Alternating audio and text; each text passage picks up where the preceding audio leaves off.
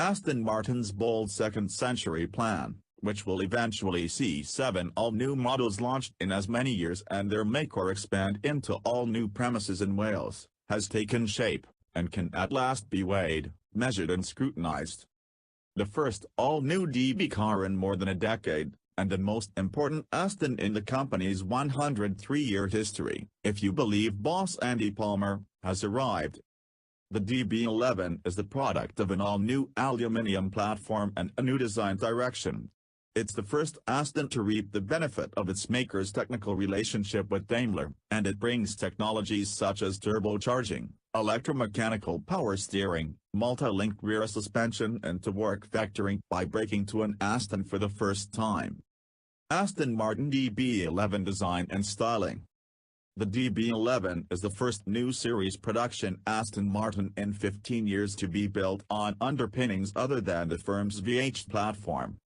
Like the VH structure, the new platform is made of pressings, castings and extrusions that are bonded and riveted together.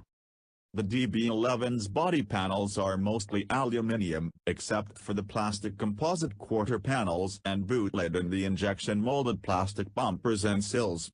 The DBS had bits of carbon fiber bodywork, carbon ceramic brakes, a manual gearbox and no back seats. Of course, yet 180 kilograms still seems like quite a gap. Built in the same Cologne factory as the normally aspirated V12 still found in other Astons, the DB11's new engine is essentially the same 5.9-litre unit, with its cylinder stroke shortened to 69.7 mm and its capacity reduced to 5204 cc. Twin turbos make peaks of 600 bhp and 516 pounds-foot, the latter available between 1500 and 5000 revolutions per minute. The DB9 went out with 457 pounds-foot at 5500 revolutions per minute, so it should feel like a transformative difference. Aston Martin DB11 interior. But overall, the perceived cabin quality is many times better than that of its predecessor, and Aston's newly developed skill with leather is impressive. The better news is that luggage space has almost doubled to make for a short but still fairly accommodating boot of 270 litres, so the DB11 is at least as usable as any car in its class. As is on trend right now, the DB11's 8.0 in-color multimedia setup is presented like a docked tablet rather than hidden away inside the fascia. The merits of this are debatable, particularly when the permanently fixed screen has such an impact on the shape of the dashboard. Aston Martin DB11 performance. The engine starts with an ostentatious warble, and while it doesn't gargle through the lower half of the rev range with quite the same dulcet richness as the old 5.9-litre unit, even when S+ mode is selected, it gets beautifully vocal as the revs rise. Worry not, Aston V12s have for a long time sounded better than most, and this one still does.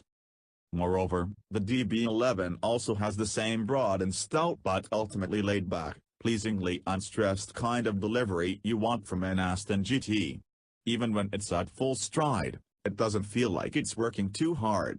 Aston's choice of ZF gearbox can often seem unnecessarily keen to downshift as you delve into the accelerator pedal, but it's more decisive as long as you pick a pedal position and stick with it. Its changes could be quicker in manual mode, but they're always smooth. Aston Martin DB11 ride and handling. In some ways Aston has clearly settled with that compromise here, but in other ways it has made the car an unmistakably more complete and competitive GT than any in its history. The ride is extraordinarily good. Cycling to GT, S and S+ modes brings ever firmer response from the car's Bilstein adaptive dampers, but it's the first of those modes that lends the car the amazing breadth of dynamic ability you'll want from it most of the time. And so the DB11 corners keenly and flat.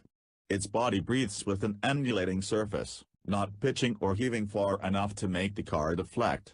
The DB11 cockpit isn't noisy but is far from luxuriously hushed. Aston Martin DB11 MPG and running costs.